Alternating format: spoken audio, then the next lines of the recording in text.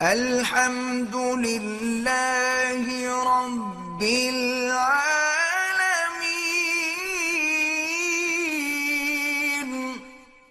میری سالی کے خامد نے طلاق کے پیپر پر جو سائن کر دیے ہیں، لیکن ایک مولوی کہتا ہے کہ طلاق نہیں، تو طلاق کیسے ہوتی ہے؟ مولوی صاحب سے یہ تو پوچھنا تھا نا کہ جب طلاق کا کاغذ بنے ہوئے ہیں، وہ دستخط کر رہا ہے، اور طلاق کیسے ہوتی ہے؟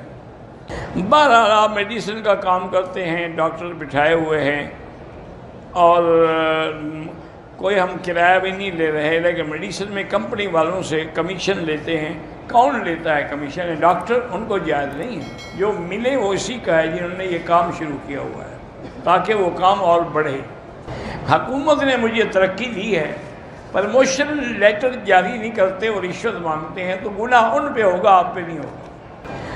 اللہ کے نبی نے فرمایا ہے کہ نکاح سے پہلے لڑکی کی رضامندی لینا ضروری ہے۔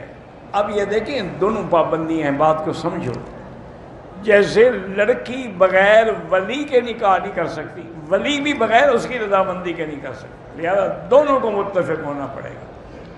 اللہ کا قرب اللہ کی رضا عبادت میں حاصل ہوتا ہے، اسی لیے حدیث میں ہے کہ سجدے میں دعا کیا کرو، کیونکہ بندہ اللہ کے سب سے زیادہ قریب اس وقت ہوتا ہے جب سجدے میں ہوتا ہے، کہ بھی میری ذلت کی انتہا ہو گئی کہ میں نے پیشانی مٹی پہ ڈال دی، تو اللہ کی بلندی کی انتہا ہو گئی، اس لیے اس وقت دعا منظور ہوتی ہے۔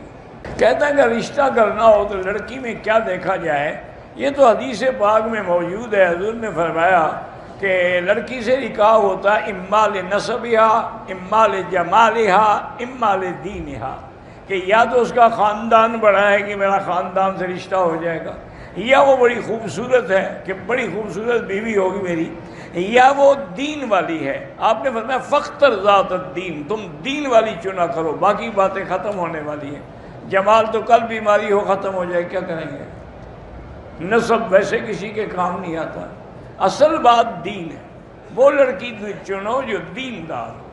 جو لڑکی نماز نہیں پڑھتی، اپنے اللہ کی غدار ہے، وہ تمہاری وفادار کیسے ہو سکتی ہے؟ میرا رشتہ ہوا ہے، نکاح نہیں ہوا، جب نکاح نہیں ہوا تو رشتہ کیا ہوا تمہارا؟ ابھی سے عمرہ کر رہا ہوں، کس بات کا رشتہ؟ کیا مانا رشتے کا؟ بات چیت ہوگی بڑوں میں، وہ تو کوئی نکاح رشتہ نہیں ہوتا۔ جب تک نکاح نہ ہو کوئی رشتہ نہیں۔ میری والدہ محترمہ کے سر میں درد ہے، ڈاکٹروں نے چیک کیا تو رپورٹ بھی کلیئر ہے، تو ہر نماز کے بعد ایک گلاس پانی پہ 7 دفعہ فاتحہ پڑھ کے دم کر کے اسے پلایا کریں۔